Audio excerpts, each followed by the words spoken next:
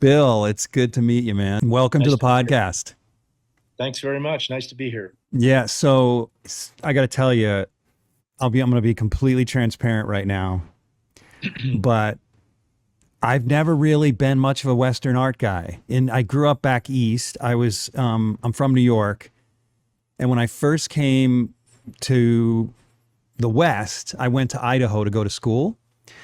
Yeah. And it's now BYU Idaho. It was Rick's College at the time. And that was the first time I'd ever seen anyone in a cowboy hat.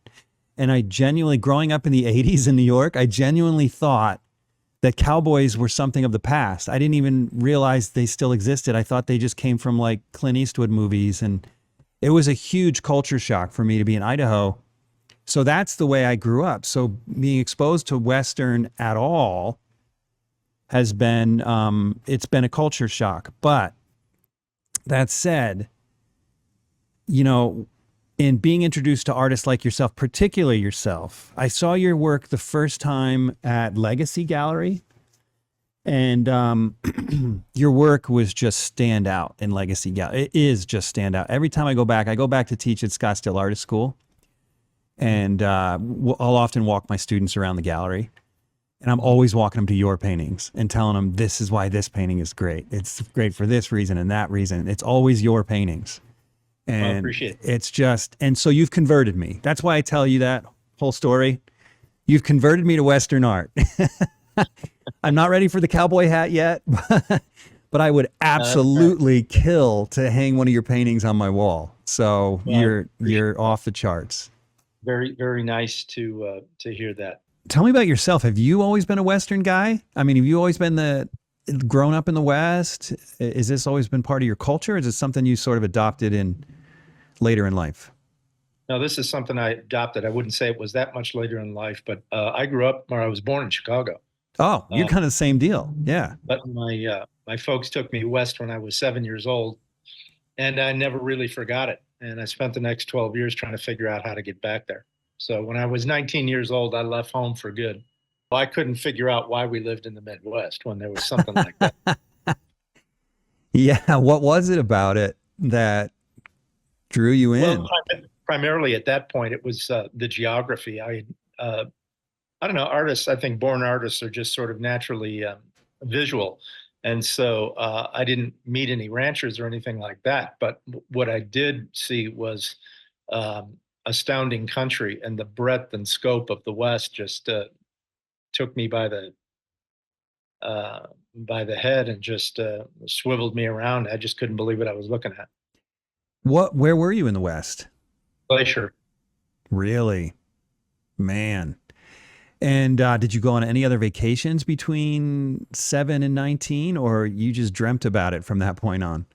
I went back to Colorado. When I went to Glacier, we went through sort of the showcases of the West. We went through first Montana, and then went over to Crater Lake, and then down to Tahoe, and then back through Rocky Mountain National on the way back. And let's see, about 2 or 3 years later, I think I made a trip with my brother and father over to the Colorado Springs area up in the Sangre de Cristo. And then when I graduated high school, I asked if I could go see our cousins in California. So I went. So I had been back 2 or 3 times, but I was not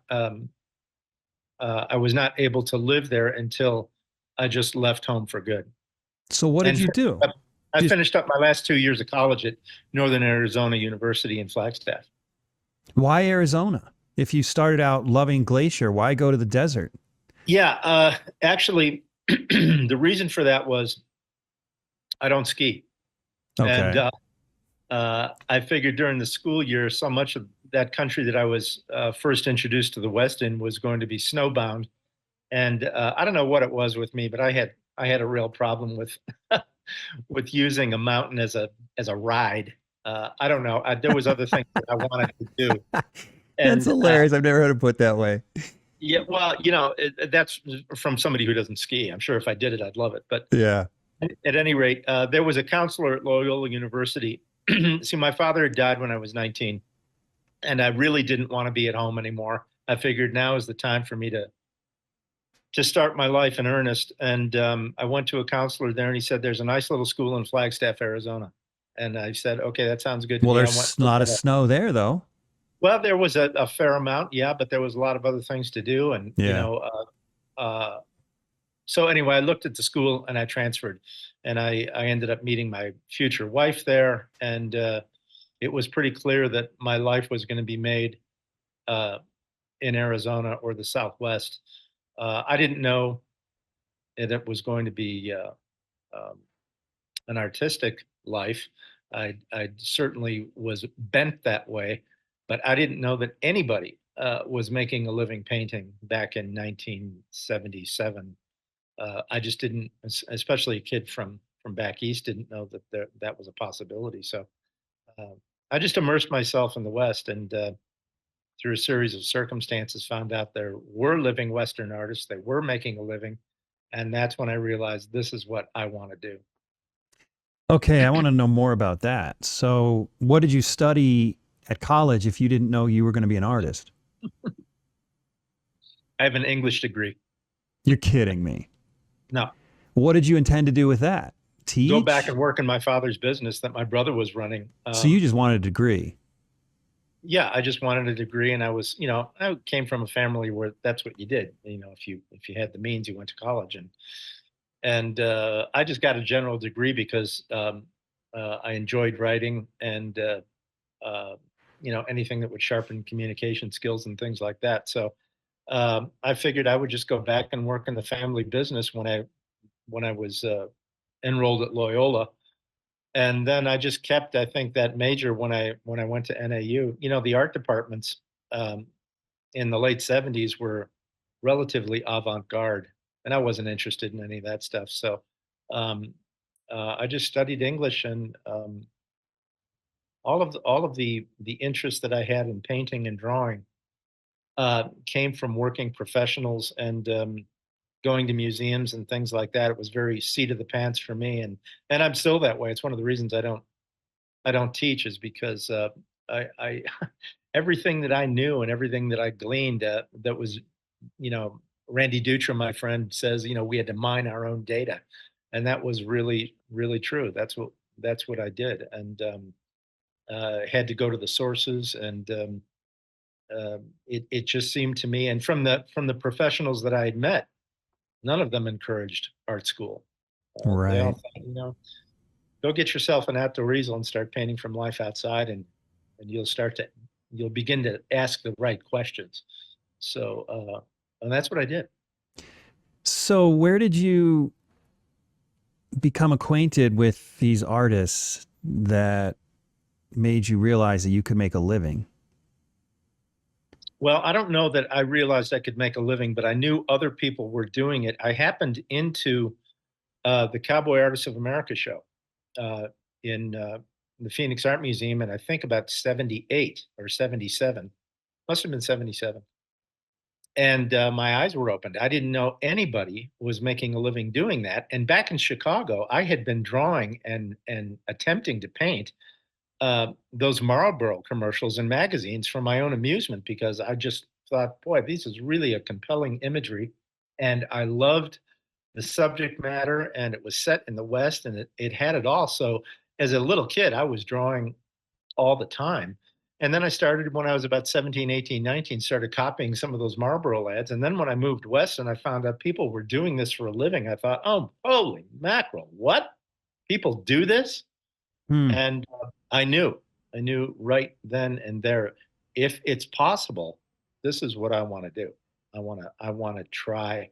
I want to see if I can do this.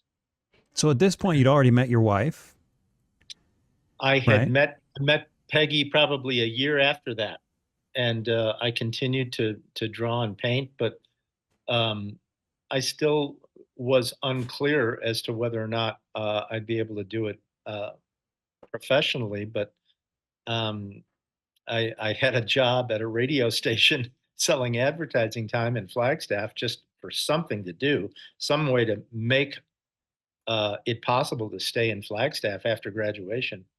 And then I happened to meet all of the right people. You know, Flagstaff was pretty well located. I mean, there was a lot of ranches. The Babbitt Ranch was just north of town there, and there were working artists in the area. Uh, and I met people through the radio station that knew professional artists. They saw what I was doing, and they introduced me to some of these guys. And it just one thing led to another. It was pretty remarkable how it all how it all came together. And you know, I can't say anything other than it was the blessing of God, because uh, uh, I asked him very specifically, if this is what you want me to do, uh, uh, please open the doors, because um, this is what I would like to do. And if you don't want me to do this, close the doors, so I don't Yeah. bang my head against the wall for 15, 20 years trying to figure out if this was for me. And Wait a minute. You got really quiet there for a minute. So I'm not sure I understood. So it took you 15 years, is that what you said, to figure it out? no, it didn't take. I didn't Oh, want it to take 15 years oh, to figure it out.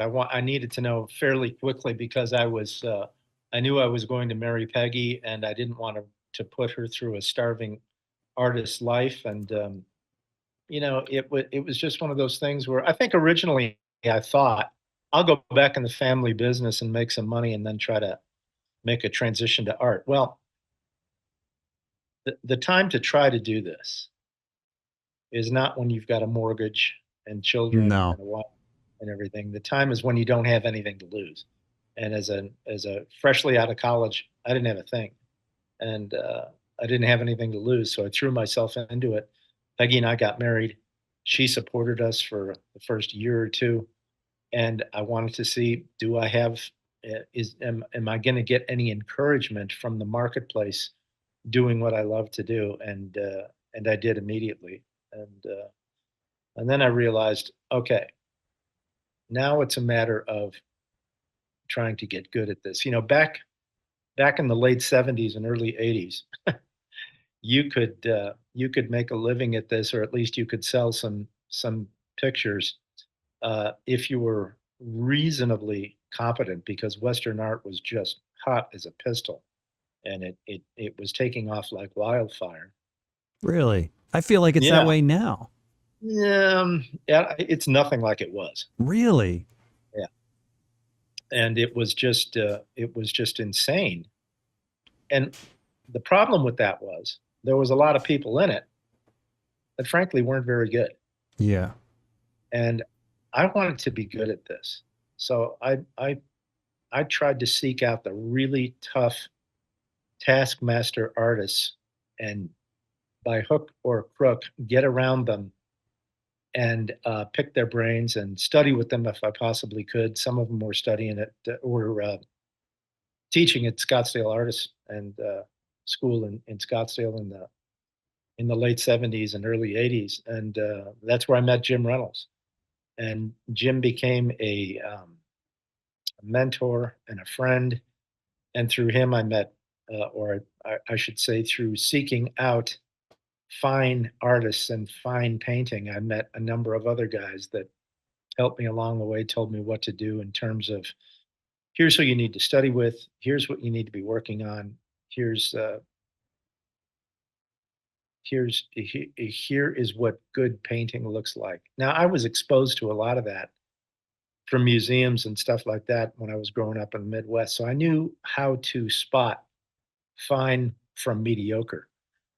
But I never really knew any guys making a living at fine art. And when I began to meet them and hang around with them and listen to what they said and work on what they told me to do, things started to happen. And it was you know, it was very unrewarding for a long time in terms of finances, or even in the quality of the work, because it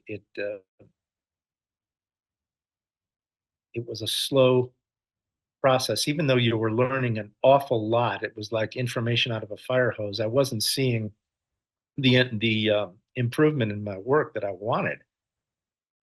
But I started going outside a lot, and when I started to do that, um, even though the first 1,000 of those outdoor paintings were frisbees, just took them off the easel and flung them. I was learning, Hmm. even though I didn't know I was learning. And they slowly started to get better, and they started to get some quality and the problem-solving skills that are required for outdoor work started to help me in the studio too. Yeah. But I just kept working, and I kept working, and I kept being very, very self-critical and hard on myself, and I'm still that way. There's pros and cons to that. It does speed the learning process when you're impatient for growth, but it also makes you a little difficult to live with. Yeah, it does. Yeah, I think a lot of us are that way. It is bittersweet. Well, so during that process where you're meeting all these artists and you're trying to pick their brains and figure out what they do, were there any points during that learning process where things clicked? And can you define some of those things, or was it just a slow, gradual, undefinable process? I would say it was a mixture of both. One big aha moment was a painter named Earl Carpenter told me, he said, "Do you want to be an artist?" And I said, "Yeah." And he said, "Well, leave your camera at home and get yourself an outdoor easel and start painting outside on the spot." Well, I didn't even know anybody who did that, but uh, I scraped up a couple of $100 and I went and got a French easel and went outside and fell flat on my face. But I realized if it's this hard, it's got to be valuable. It's got to be good for you if it's this tough to do. And I stayed with it. Um, then I started studying with Jim Reynolds and the things with Jim. The first time I was ever around him, I didn't even know what he was talking about. I had no idea what he was talking about. But he led by example, and he had so much information that I would be at the easel 15 or 20 years later, and I would have an aha moment at the easel thinking, Wow. that's what he was talking about. I didn't understand what he was saying at the time, but now I understand what he means. So some of it was osmosis, some of it was doing a slow burn in my brain, and others of it was pretty substantial. But I would say, going outside was absolutely critical, and then listening to really, really gifted painters. So much of what I learned um, from those guys was Ned Jacob, Mike Lynch, people like that, was how you should think about this, how you should approach painting it. And what I mean by that is give it the reverence it deserves, and you work and you work and you work, because that's what this demands and that's what this deserves. You treat it very high-mindedly, and you Hmm. give the craft the respect that it deserves, and do not expect to start rolling in dough uh, as soon as you pick up a brush. That's just not the way this works. And I was never interested in being a media star. I was never interested in any of that stuff. I just wanted to somehow um, be able to make my hand do what I could see in my heart and my mind. And that just takes a long time of practice, and you have to be around the right people who put you through your paces, and that this is the long haul, Anton. This Yeah. is not going to be an overnight deal, and we'll see what you're made of. If they ever got a whiff that you were in this for the fame or the money, you were finished. You were absolutely You mean they would finished. want nothing to do with you? They want nothing to do with you. And if you Really? are Well, why listening, would anyone go into art for fame and money anyway? I mean, seriously. well, because as I said early on, Western art was just going crazy, and there was Oh, that makes sense. Yeah. a lot of money in it if you got good enough. So you're seeing price. So people could see these huge price tags in galleries and just start seeing dollar signs instead I of. think I think that was some of it. Yeah, I do. And And I Hmm. never faulted anybody for making money. It's just that when their ego got the better of them and they started to think that they were better painters than they really were, that's what I found irritating. And that's what my mentors found irritating. So when I would Yeah. bring a group of paintings to them and have them just trash me, that's what I wanted. I didn't want somebody who was going to pat me on the back and tell me how wonderful I was. I wanted somebody who was going to tell me the truth. And when I got the truth out of them, which wasn't very hard, um, I would go back and work for 7, 8, 9 months and then bring them back to them. And I was very conscious of the fact that I was addressing the things they talked to me about the last time. And if I came back with the same problems, and if you did that more than a couple of times, you were done because they knew you weren't listening. You just Hmm. wanted an opportunity to be around them or something like that. I don't know. So you had to make sure that you were listening and you were applying the pearls they were dropping in front of you, or else uh, they would not spend any more time with you. So I was very conscious of that. I just wanted to learn, and I wanted to be, I wanted to take this very, very seriously. And even when the gallery started calling, I put them off because I knew I was on a real um, important growth curve. And I didn't want to be pigeonholed, and I didn't want to start supplying work to a gallery that was going to want it hard and fast. I wanted just time to grow, and I was doing fine. I was selling this stuff privately, and I was getting along, and I was fine with that. And but I was learning an awful lot, and I wanted control of my Yeah. career. I didn't want to be controlled. That was probably the biggest thing. I'm still that way.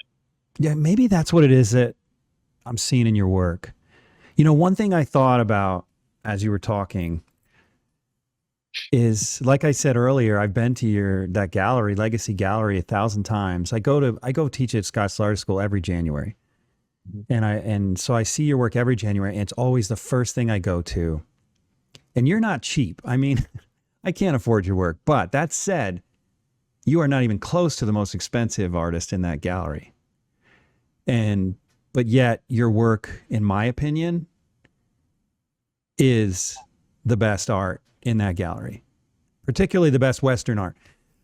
So, and you don't have to agree with me, but my point in that is that I think that,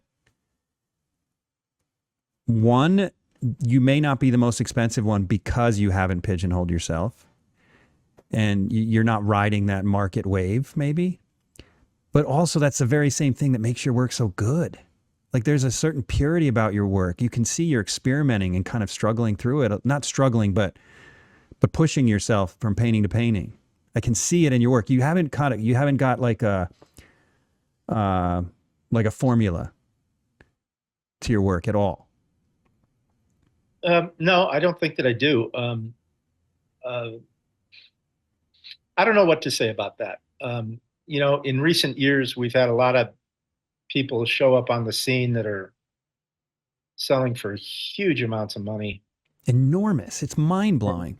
and you get up and look at their work, and you see, you know what? There's nothing here. Yeah. And a lot of them are, social media gurus, and they're great with a mouse. They're not so good with a brush. But that's just the world we live in. Yeah, It's it sort of is. the Kardashian sort of thing, where it's famous for being famous. So I never wanted to.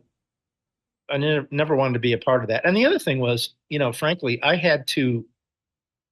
Um, I was always very conscious of the people that I learned from and what they would say if they saw me doing things like that. So I always tried to keep them in mind and do this for the love of it. I really love doing Hmm. this, and I'm also under no illusion that we are advancing the art form at this point. All we're trying to do, and Reynolds would have told you this, and Ned Jacob would have told you this, Mike Lynch would certainly tell you this.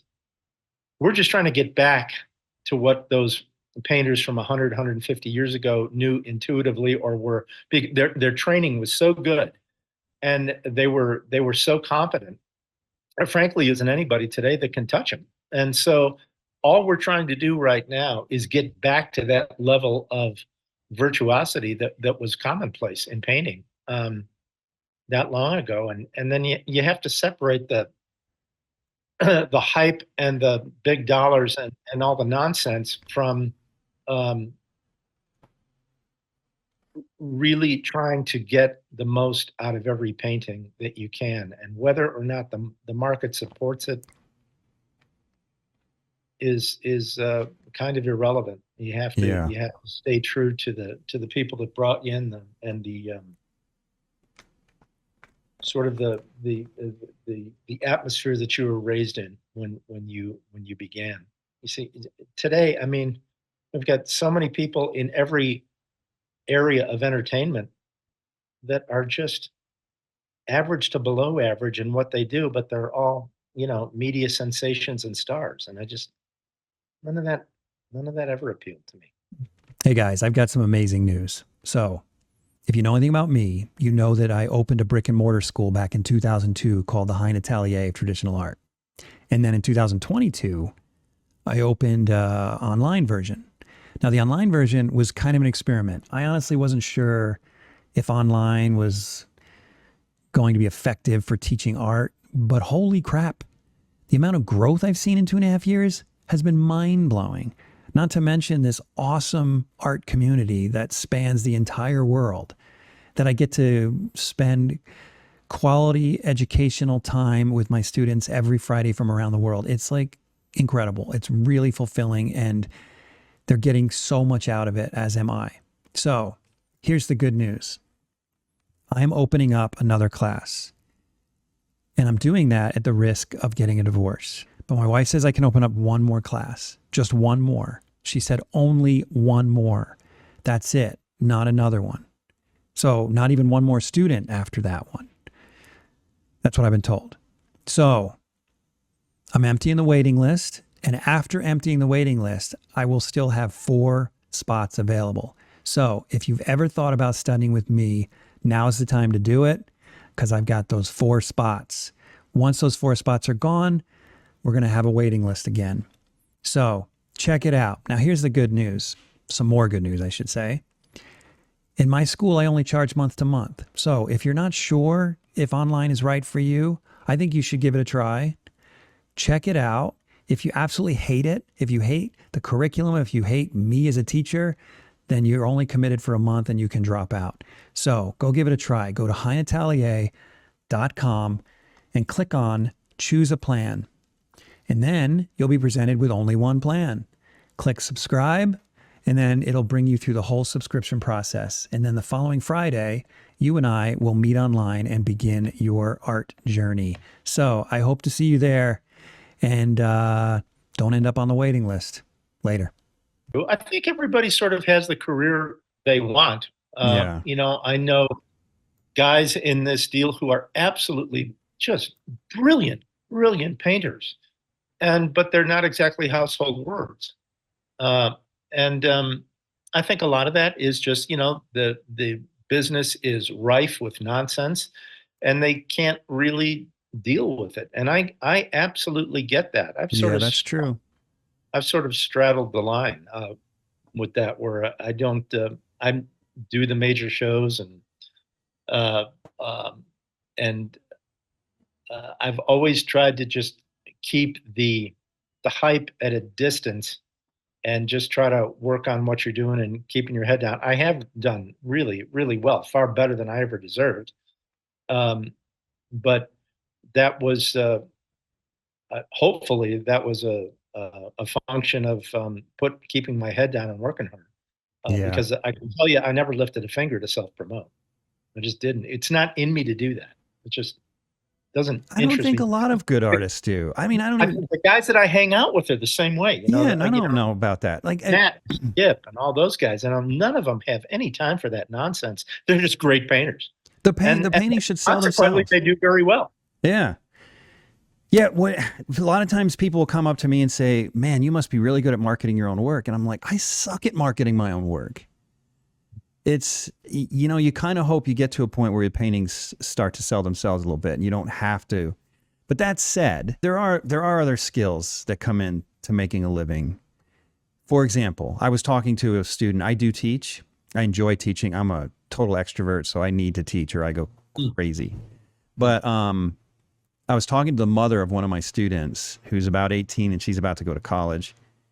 And I said, this girl's like really good. I mean, the potential of this girl is next level. I can totally see her making it. But I said to her mother, the only worry I have with her is she's shy, and I'm worried she's not gonna walk through the doors when they open for her. That she's gonna be too timid. She's not gonna know how to cope with, in difficult business situations. I said, so that's the thing we got to work on with her, aside from her portfolio, is just get her a little more confidence, a little more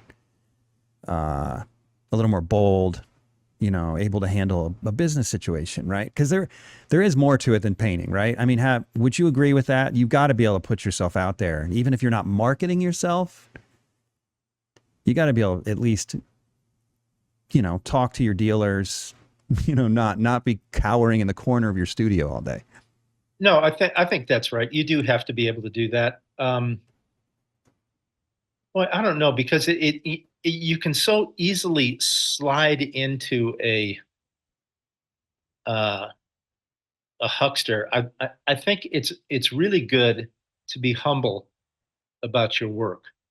That being said, I do think you have to be um, somewhat assertive, but this all goes back to control for me. I always wanted control of my career. I did not want to um, relinquish what I felt that I needed to do to improve to make a quota of a sales figure for a gallery. So, um, you know, I don't really know how to respond to that exactly.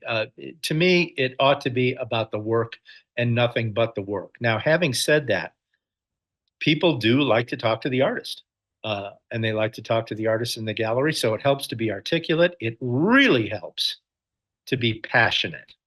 If Yeah. people can see that you love this and you love what you do, and you may not think that you're the greatest thing in the world, but you really are excited about strides in your work or things like that, people read that. That comes right through your skin. So I think that's an important thing to be able to communicate that you really love this and you're not going to leave any stone unturned in terms of trying to get better and try to get every single thing you can out of each painting. I think people are good at reading that.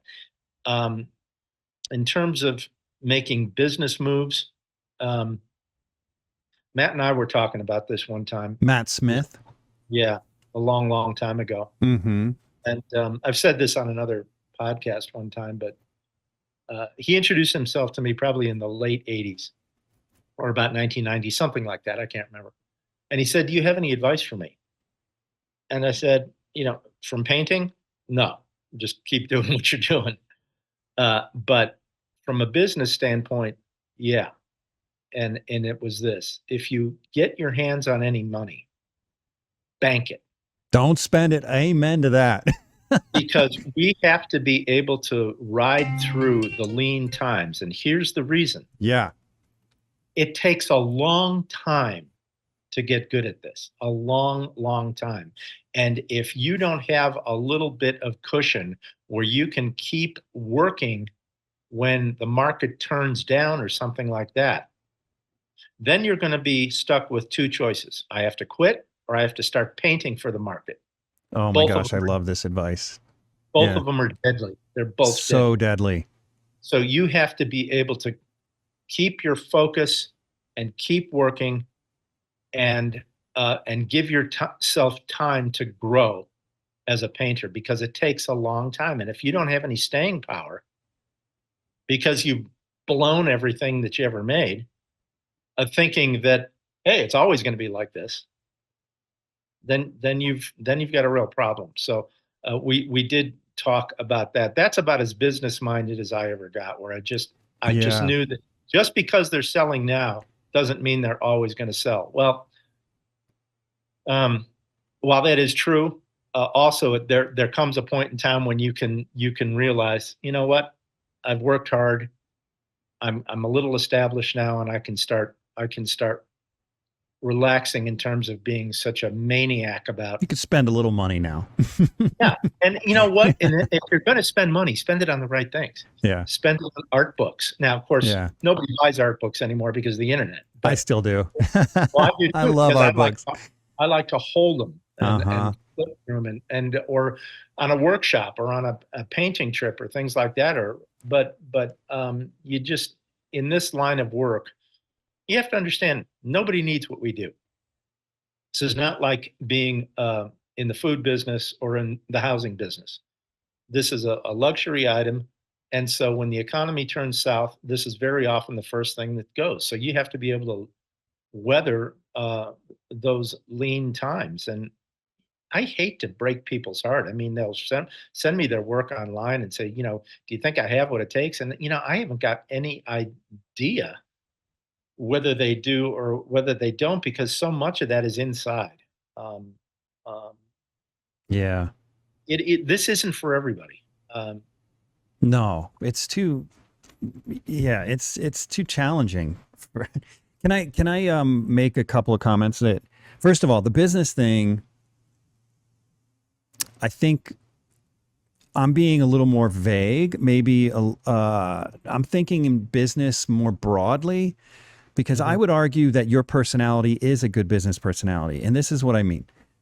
So this girl I mentioned, she's not assertive enough. I don't just mean that she's not going to be able to have conversations. I mean, and I'm not even specifically talking about her, but just in general, people like this might struggle doing what you did and being bullheaded enough to say, no, gallery, I'm not going to do what you want. I'm going to do what I want, and I'm going to define my own career. I mean, there's a certain personality type that does that naturally. I know that because I have that personality type. Like, it's like you're just like, screw the world. This is how I want to do it. Don't tell me how to do my job. I'm going to do it my way, and I'm not going to just conform just to make money. This is something I believe in, right? To me, when it comes to art, that works out to be a good business move. I had a gallery many years ago. I did this big life-size portrait, and everyone was telling me, you can't sell portraits. You can't sell portraits of strangers. Everyone was telling me. I gave it to this gallery, and this one life-size portrait had a dog in it. And the gallery said to me, look, if you just take the people out and start painting just dogs, we'll sell these all day long. And I said, I'm not going to do that. And she said, don't you want to make a living? I said, well, of course I want to make a living, but I'm not doing that. I'm interested in painting people, period. And she just thought I was the dumbest 20-something-year-old in the world. Well, if I had been painting dogs for the past 20 years, I wouldn't be where I'm at now. I mean, by staying true to what I believed in, I was able to stay excited about my work and get to the easel every day and push myself to do better and better things because I believed in what I was doing. So again, when I say business, I mean this stubborn, in part, I mean this stubborn bullheadedness of like, I'm going to be good at this. I'm going to do it right. I'm going to do it my way. And as you put it, I'm going to define my own career. To me, those are all business-minded things, at least when it comes to art. And not everyone has that. Well, yeah, that may be true. I don't know. I can tell you this, that I was extremely business oriented early on, because I wanted to give myself every possible. I didn't want to fail for a stupid reason, like you weren't working hard enough or you weren't um, um, organized or things like that. So I was very organized. I Yeah. was very regimented. Um, but as I got further and further into the artistic expression of this, all of that stuff went out the window because I became so enthralled with the painting of pictures and the process, that all that other stuff that I did um, became meaningless to me. I just became enthralled with the process and became very interested in the craft of painting and how one does this, and what a wonderful thing it is, and how much there is to explore, and all of that. And so very early on, very business oriented, very organized, very regimented. The more I got into it and I started to see some growth in the work, then I was able to let a little bit of that stuff start to go by the wayside and just enjoy the process. Early on, I was tied in knots all the time because I wasn't very good and I knew it, and it drove me Mm-hmm. crazy. And you can say, well, you're very humble. No, actually, that's probably a sort of a veiled egoism. You think that because you work hard at it, that you should be really good at it. Well, that's not necessarily the case. And you're No. not a genius, and you have to sort of live in you got to put your ego in your back pocket, and so I was frustrated a lot with my work. Well, I got around Mike Lynch, and Mike had just this incredible, expressive, beautiful, fluid brushwork, and he was funny, and I have a kind of a screwed up sense of humor like he does, and we would laugh together, and he taught me the joy that should go into this. How Mm-hmm. you ought to let the joy come right out the end of your arm. And when I started to learn and apply some of those things, and we're talking 10, 12 years into being a professional, um, then things started to happen. We started to lighten up a little bit, and forget all the things you must do, and do the things that you want to do. You can't let everything go and just be a complete vagabond, but you need to listen to that inner voice, and work hard, and but enjoy yourself in the process, and then start to see some strides. Early on I was told go outside and paint the landscape from life, so I started doing that. I was frustrated with that, but I started to see some results. And then I took a workshop with Lynch, and it was more of the same. Started to make some strides, and Mike said, you're a Western painter. You really need to study with Ned Jacob. And I said, well, why do you say that? And he said, because you should be painting the horse from life, and that's what Ned teaches. So From life. yeah. Really? So that's what all these studies are behind me on the I was wall. wondering These are about that. Those are all from they're all life life? studies. Yeah, they're all 2-hour life studies, and I began doing those, studying with Ned. And again, it was the same thing. Ned, a very high-minded guy, very articulate guy, very brilliant painter who loves the craft far more than he loves the business. And he instilled in me, again, reinforced that sort of, you do this because you love it and you want to be good at it, and you don't want to. The guys that I hung around with and the guys that I learned from took art very, very seriously. They did not take themselves seriously. Yeah.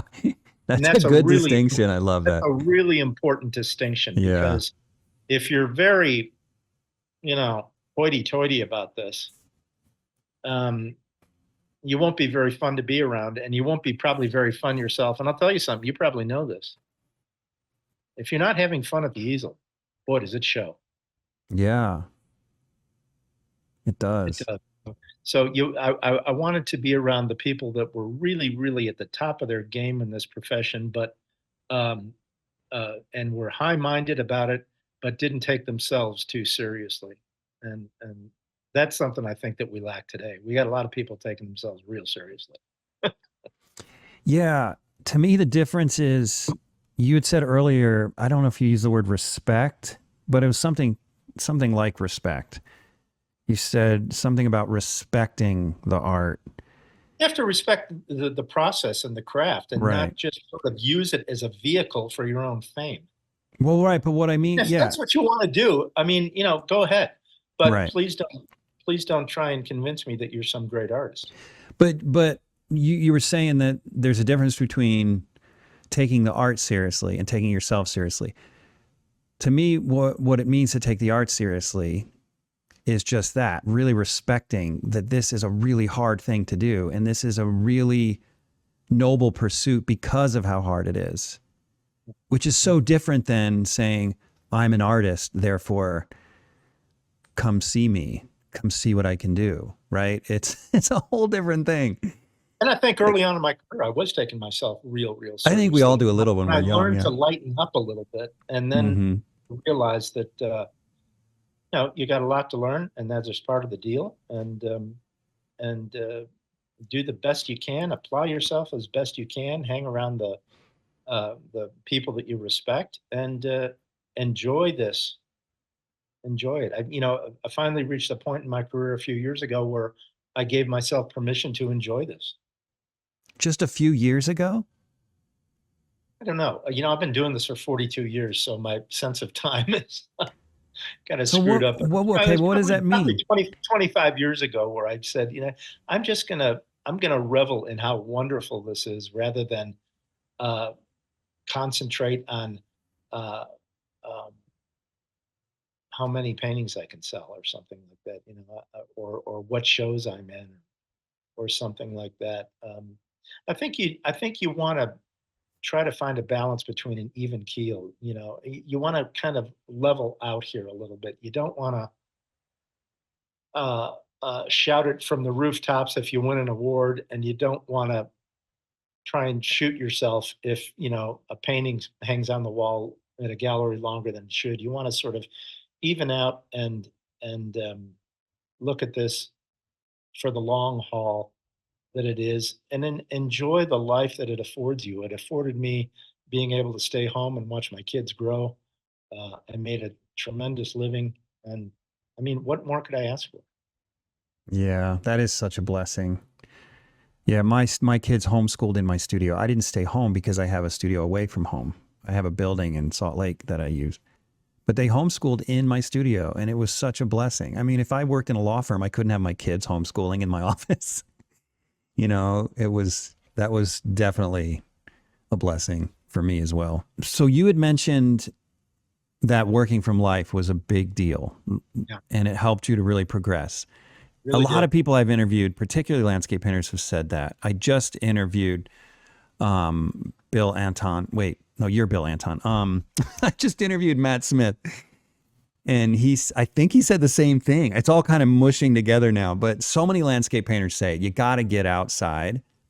But I have a theory, because as someone who's not a great landscape painter and wants to be a great landscape painter, and I have talked to so many good ones now and great ones now, this is partly theory, part question. I wonder if there's some benefit to also painting in the studio and bringing the things you learn in the studio outside with you. Is there something to that? Wow, I don't know. It happened the other way for me, from being outside and bringing that experience and that. I mean, like skill set for being outside really helped me in the studio. I don't know that the studio really helped me go outside. No, okay. No, I think it was really the other way around, because what would happen outside is that I would get into such horrific messes because I had no idea what I was doing. Yeah. And you had to calm down, go back to the fundamentals, scrape back, repaint, thinking about the fundamentals of composition, color, value, temperature, and talk this mess back from the brink, not necessarily because you were going to do anything with it, but just to prove to yourself that you could do it.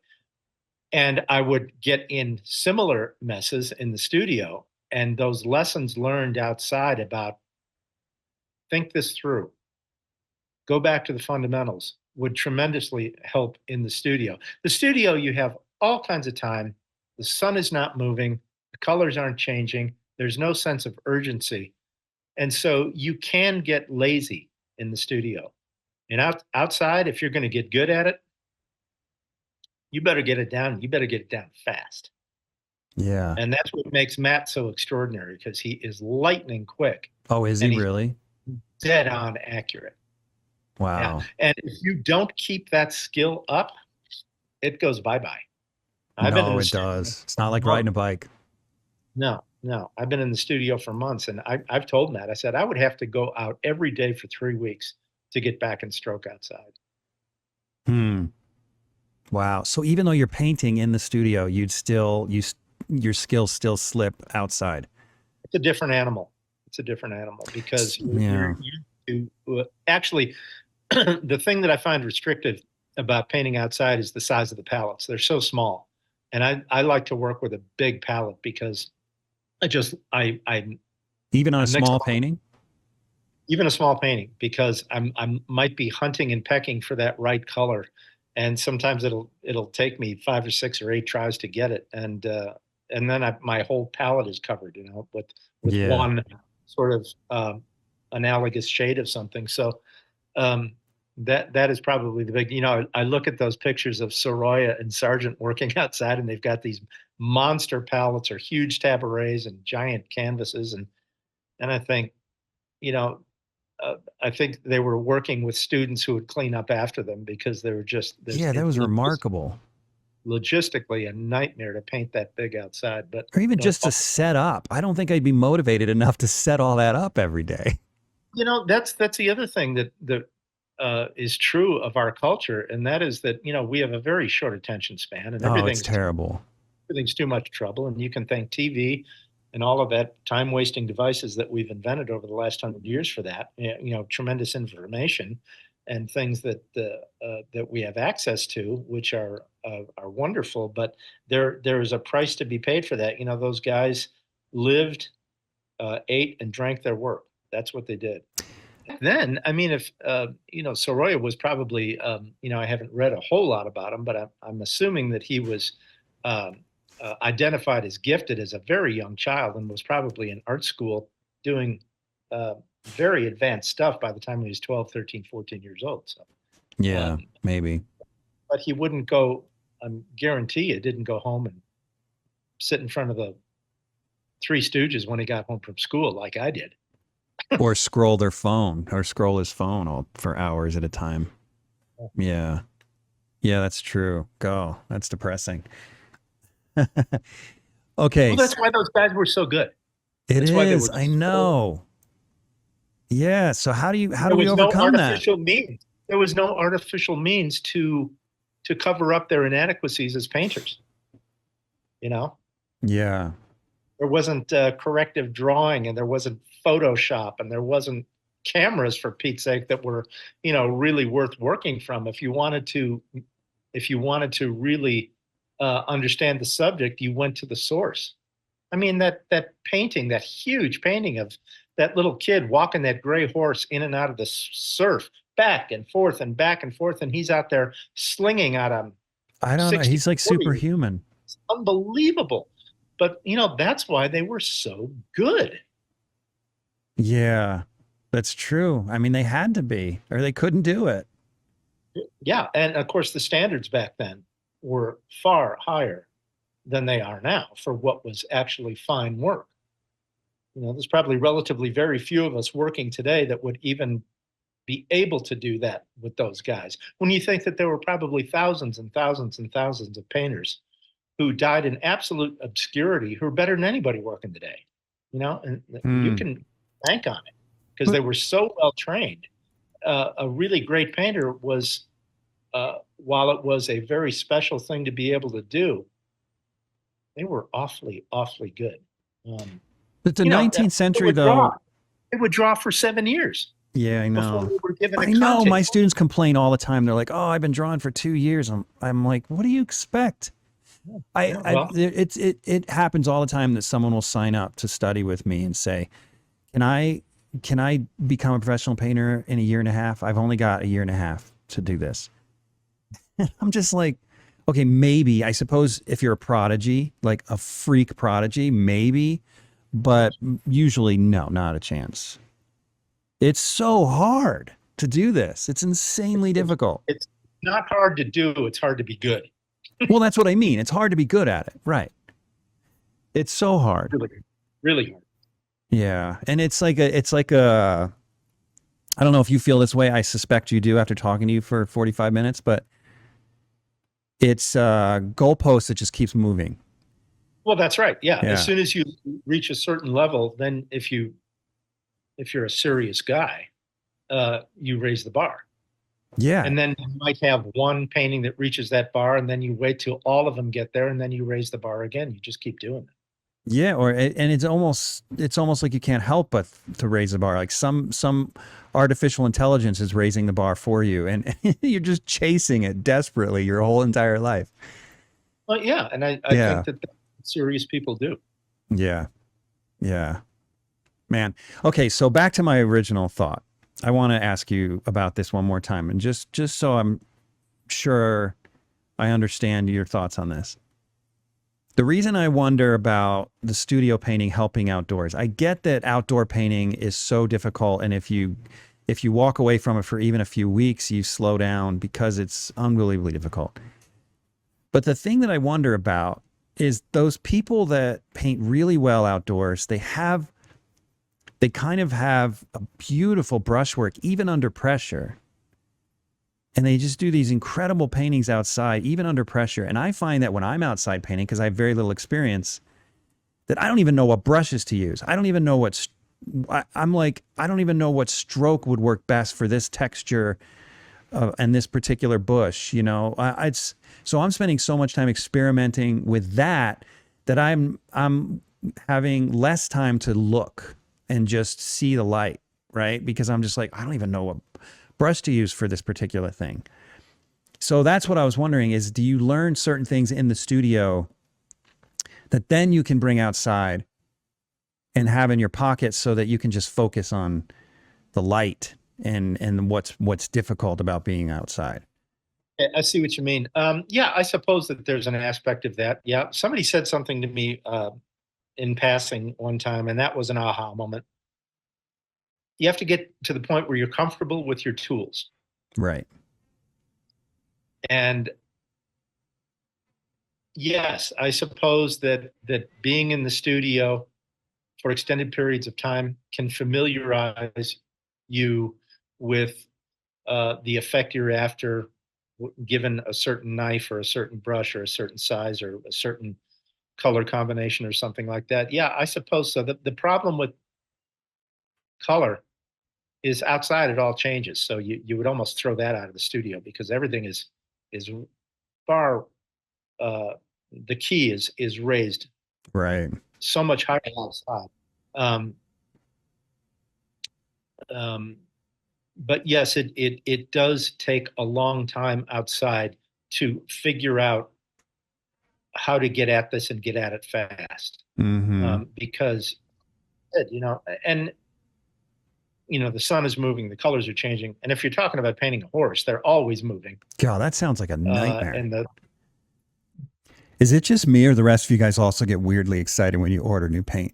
Because I don't know about you, but when I get paint in the mail, it feels like Santa just dropped my Christmas presents off at my doorstep. With Vasari paint, my paint of choice and the podcast sponsor, it's even more exciting.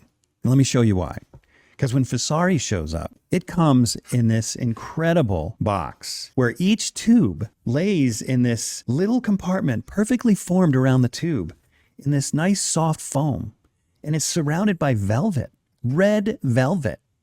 Now you got to ask yourself, if a paint comes so carefully protected and surrounded by red velvet, you got to wonder if this paint is worthy of royalty. It is. Vasari is. So if you haven't tried Vasari, you're seriously missing out. And the thing about Vasari, it's not only the best paint out there, it's also made by an incredible company that's been around for 30 years and knows its customer by name. Do yourself a favor, go to VasariColors.com and order yourself some for your next painting. Well, it really gets to where it's addicting, frankly. Sorry about the phone. Because you can't get enough of it. But yeah, I can tell by your studio. You seem like an addict. I mean, how many paintings are behind you? There's got to be like 30 of I don't them. know. They're sort of coded by color. There's grays and paints on top, and sorrels in the middle, and bays Jeez. on one wall, and buckskins and stuff like that. But yeah, it just look, if you're traditionally minded about painting, and I am, Yeah. this is what painters did throughout the ages. They went to the source. They didn't flip through their pictures. They went Yeah. to the source. A.J. Munnings, the greatest horse painter that ever lived, painted these things from life. He would paint portraits of the royal family on their specific horses, and he'd be in the middle, and they'd walk around him in a circle, and he'd paint them from life. Well, That's that's how he did insanity. it. I don't either, because They're the light changes when you walk around just somebody. beyond belief. But he was so confident. He in 1918 he was painting the Canadian mounted forces over in Europe, and these horse pictures that he did while they were marching by in group, they're unbelievable. I mean, but you want to test yourself against people like that. Those people are the standards, not the guy that can paint every single hair on the back of a horse because he's got a great photograph of it. Oh, I That's agree. not, Yeah. that's not, you want somebody who can describe the rear end of a horse in motion in 6 beautifully executed strokes. Oh That's my the gosh. guy. I tell people this all the time, and it frustrates me so bad they don't get it. I was it even just my wife? Yes, it was my wife and son. They were looking at photorealism and just one painting that was photorealism, and it was impressive. Don't get me wrong, photorealism is impressive in its own right. But I said to them, that is not the hardest kind of painting. And I said something similar to what you just said. And they were, come on, you can't do that. And I'm like, given enough time, any decent painter can do that. It's just a time game when it comes to photorealism, just enough time. But to be able to do what you're describing and get something done in just a few strokes, that's where that's where true masters lie, in that zone, that's why that's why Ned Jacob was so brilliant. And one of his heroes was Munnings. And if you haven't flipped through a body of Munnings' work, do yourself a favor. I mean, those things are beyond belief. And he could paint anything, but the equine was his specialty, and there was nobody, including Stubbs, I don't think, could even touch him. But when you're that's doing just stuff like that from life, aren't you painting a lot from memory, really, and knowledge? well, you have to, yeah, you have to sort of have an understanding of the anatomy of a horse, and because he's going to switch positions, and then you just wait for him to get back in it and then hit it while he's there. But yeah, you have to have an overall sense of anatomy. Yeah, proportions and things like that are very, very helpful. But again, a lot of it is just going out and doing it and doing it and doing it and doing it and doing lousy ones and doing a lot of lousy ones before you start to maybe, okay, I'm making some progress here. And those things, you can bring that kind of excitement into the studio, and that's when it really starts to get fun, where all that time spent outside starts to pay dividends in the studio. That's really fun. How did you get motivated or stay motivated to paint when you were young and you were turning out a bunch of duds? Mm-hmm. Well, frankly, the market was such that you could sell duds. So yeah, but still, it doesn't matter. Like you said, selling wasn't a priority for you, so that couldn't have been your motivation. No, it wasn't, but I had to keep my hand in it. I had to be able to keep doing it. But I just learned as I went. I figured this is on the job training. And I figured I'm going to do the very best I can on this painting. I'm going to give it everything I've got. And if it's not, what I think I will be able to do in 5 years, that's okay. I'm at the ability level that I'm at right now. So I cut myself a certain amount of slack, told myself I did the best I could, and I offered it. And of course, the price reflected it. Yeah. They got better, then it became a little bit different story where the price rose and the demand rose and things like that. So, um, but yeah, frankly, I think if the market wasn't so friendly back then, I don't know that I would have been able to get started at all, because the things that I were doing, there was something there. There was potential. There was a certain fearlessness in the paint handling that was probably good for my mentors to see, and that maybe they could see something in me that I couldn't see.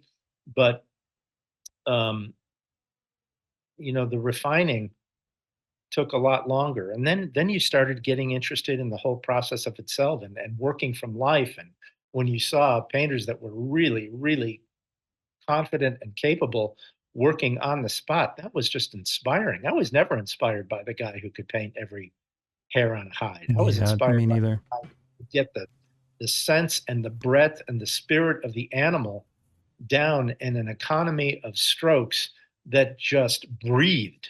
Mm-hmm. Mm-hmm. Yeah. So I gotta tell you about two students, and this is the reason I ask questions like this. Well, it's mostly for myself, but human behavior is so interesting. So I've got two of my students that are very different. One started with me. She retired fairly young, like around, I don't know, maybe 50 or something. And she started studying with me. And this woman is a workhorse. I mean, she just works. I think she's painting and drawing or drawing. She's mostly been doing drawing with me. So she's drawing like 50 hours a week. But when she started, she couldn't draw a stick figure. And yet she just kept going, and she's been studying with me for about 2.5 years. And now she is doing this incredible full value work. And she's doing a lot of it from life, and I was just mind blown. And she's never, ever wondered if she was capable. She just kept plugging forward. And she was arguably one of the weakest students in the class she's part of when she started. But now she's one of my strongest students. Okay. Contrast that with a student that I have that I may not have for very long. That is actually one of my more advanced people to sign up, really advanced. And I recently got a message from her saying, I don't think I'm good enough. I'm going to probably drop out. I don't think I have what it takes to be an artist. I'm not, because she had a critique that it wasn't perfect. Her work wasn't perfect. I told her what to do wrong. And then within days, she messages me, I don't think I have what it takes. I'm probably going to quit. And I just think it's so interesting that we've got one student who's got all this natural talent she's coming into the class with, who doesn't have the wherewithal to stick with it or the confidence to stick with it. And I contrast that with someone who can't draw a stick figure and works 50 hours a week and has all the confidence in the world that she's going to make this happen. Where does that come from? And that's why I love to ask that question, because so many of us, we do terrible work for so long, and some of us stick with it. And some people are like, no, I don't have what it takes. I can't do it.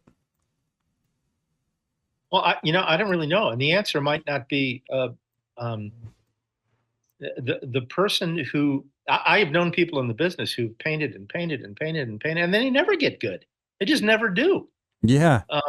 And they don't. It's either a function of not being able to honestly self-evaluate where they are. You probably know a lot of people like this. I certainly of course. know a lot of people who just, they don't see the difference between their work and someone who's really great. They just don't see the difference. Mm-mm. And they don't have the ability or the wherewithal or the interest or the ability to put their ego aside to get there. And it could be a number of reasons. They don't have the talent. They don't have the mental capacity to see the difference or something like that. I really don't know where it comes. So I've seen the opposite. I've seen people that work and work and work and work and work and work and work, and they never get better. They're just sort of, yeah, that where definitely they've- happens. they've And at that always- point, they probably should quit. I mean, if they're trying Well, to support a I guess it family, if they're depends. trying to support a family with it, Yeah, it depends on what you want out of this. Right. If you want it as a hobby, then of course not. Don't quit. have a blast. Yeah. Just knock yourself out and have a great time.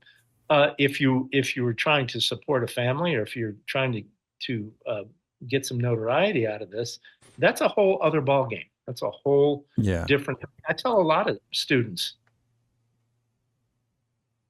do you want to do this for a living, or do you just want to get good at it? If you just want to get good at it, that's a great answer, because you can work on your own schedule, and you don't have to worry about where the money is coming from. But even that there's a catch-22 in that. If the wolf isn't at the door, sometimes you don't have the proper motivation. These people that take up painting in their 50s and 60s, after they've had a career or the kids are raised or whatever, that is different than a young 25-year-old man who is scared to death that he'll have to go out and get a real job if he can't make this work. It's different. It's very motivating. That's what I had. I was scared. Fear is a great motivator. I was scared I wouldn't be able to do this. To go back to personalities and why people some succeed and some don't. I don't really know. I used to think it was because they just can't really self-evaluate very well, but I don't know that that's it. It all depends on what you want out of this and how hard you're willing to work. And hey, the most important thing for an artist, I think, is not where you show. It's not how gifted you are. It's who you marry. Amen. That's the truth. You have somebody who is pounding you all the time about the fact that you didn't take out the garbage, or she's not driving a BMW or something like that, who is just on you about things and doesn't give you the time to grow and just sit and stare at a painting for 4 hours straight, if that's what it takes to make that thing better. That's a tough thing. I married right. Yeah, same here. Or just says to you early on when you're struggling through this, can't you do something that is going to be more secure? The fact that my spouse was totally okay with me taking a chance, a major chance, when everyone, including my parents, were telling me that I'm an idiot. I mean, my parents were very nice about telling me I'm an idiot. They said naive instead of an idiot, but that's the same thing in that context. My wife is like, yeah, whatever. If we don't make it, we'll figure something out. Just I was like, oh my gosh, what a gift. Yeah, no, that's right. That's right. And I had myself on a time clock too. I was not going to, if I wasn't getting any encouragement and I knew I was just beating my head against the wall, I would have quit. But it didn't work out that way for me. It worked immediately. But well, in my case, my wife wanted to be a stay-home mom. So so did mine. Yeah. So she was like, I'll work. And while you figure this thing out. And there was one point, I don't know if I've told this on the podcast, but there was one point, my wife was so supportive that we only could afford one car. We were literally, I couldn't afford a 99-cent burger. So we had one car. I was trying to go to school, trying to do a handyman business to acquire tools and everything else, trying to get myself going in what I was going to be, get my future going. Meantime, she's working a full-time job, but she's taking the bus because I have to go from here to there and everywhere, and I needed a car. And one day it occurred to me what a sacrifice it was when I went to pick her up at the bus stop, and it was snowing so hard that there was 1.5 feet of snow on top of her head. That poor woman. I was like heartbroken what I'm putting this woman through. She's standing at the bus stop, standing there with 1.5 feet of snow on top of her head. And I'm like, it was kind of funny, but also really sad. Now, fortunately, within by 2002, she quit her job and she's gotten what she always wanted, what I wanted for her, and she was able to stay home and raise our kids. But for the first 7 years, she suffered so that I could do this thing. That's a huge thing, huge advantage. Peggy went to work and supported us. We didn't have much coming in. I had some commissions lined up and stuff like that, but I married Peggy and quit my job within 2 weeks. the job that I had. So And then she supported you while you became an artist. he told me just quit and let's see what we can. We married like the same woman, it sounds like. Yeah. Then, you know, Peggy didn't come from that sort of world. And I went to my in-laws about 15 years later after the ball was rolling and things were going fine. I said, when I did that make you nervous? And they said, oh, yeah. Oh, my in-laws didn't wait. When I was dating my wife, my mother-in-law was a very blunt New Yorker, said something to the effect of, are you just going to be a bum your whole life, or are you going to be able to figure out a way to support my daughter? And I said to her, I mean, I don't remember exactly how she put it. This was 25 years ago, or 27 years. How long have we been married? 27 years ago. But I said to her something to the effect of, oh, I'm going to be making like 6 figures. Don't worry. And she's like, oh, brother, you are not, you know? And anyway, I didn't know if I was, but I had to come off as confident, you know? I'm marrying her daughter. But yeah, she was freaking out. My in-laws never said a word. They didn't? Yeah, mine were blunt New Yorkers, so. Or mine, it's only her mother. She only has her mother, but. I think they probably knew I was an A-type personality and that if I couldn't make it, if I couldn't get some really solid encouragement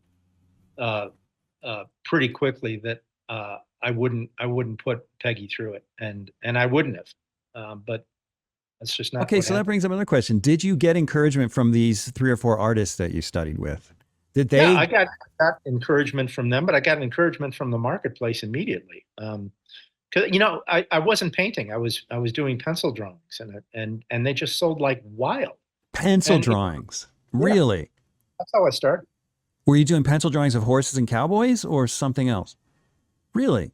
So did you know right in the beginning that that's what you wanted to do, way back in the beginning? Yeah. Really? No kidding. Now, I only went to landscape painting as a way to learn how to paint. It wasn't because I was interested in the landscape and it was wonderful and I loved doing it, but I knew since I don't have an art education, this is how I am going to learn. I'm going to get outside and translate from life, the landscape from life. And then I was doing that for a number of years and they started to get pretty decent. And then people told me, say, hey, you're a Western painter. You need to paint the horse from life. I said, what are you talking about? Nobody paints the horse from life. And they said, oh, yeah, they do. And Ned Jacob does, and he teaches it. And so I took from Ned and my eyes got opened. And it was just sort of the same thing as landscapes. Just if this is what you want to do, and this is how you want to, this is the field that you are, or the genre that you're interested in painting, then you better wean yourself from photographs and find out what the real world is like and get out amongst it. Hmm. And everyone says that. Everyone says that I have on here. It's I love it's the truth. So I started riding ranches and I started painting from life and I started, doing the horse from life and things, the work just got exponentially better from that exposure. Hmm. And you had to do landscapes anyway, because where are you going to put the horses? Well, yeah, but in the Western genre, the landscapes, except for Jim Reynolds, they were just sort of there, but nobody paid too much attention to them. And I really loved the landscape. And then, Jim taught me how much the landscape influences the figure. So, there were so many procedural things that I learned from my mentors. When I started oil painting, I started with the sky, and then I did the background, and then I did the midground, and then I did the foreground, and then I did the figure. Well, that's all backwards. I should have gone right to the figure. And, Mike Lynch helped me with that, where he just threw a canvas up and said, look at your picture here. And he just went to the figure immediately and then started drawing the figure by way of the sky and the mountains behind the figure, just sort of working that negative space and cutting back into the figure and using the background to help draw the painting and working it all together. Reynolds did that. Reynolds would be working the foreground with the background, with the subject, and everything influencing everything else and making it much more organic. And you get much better edges that way too. Yeah, your figures didn't look stuck on. Right. And that was an eye-opening thing to me. And Yeah.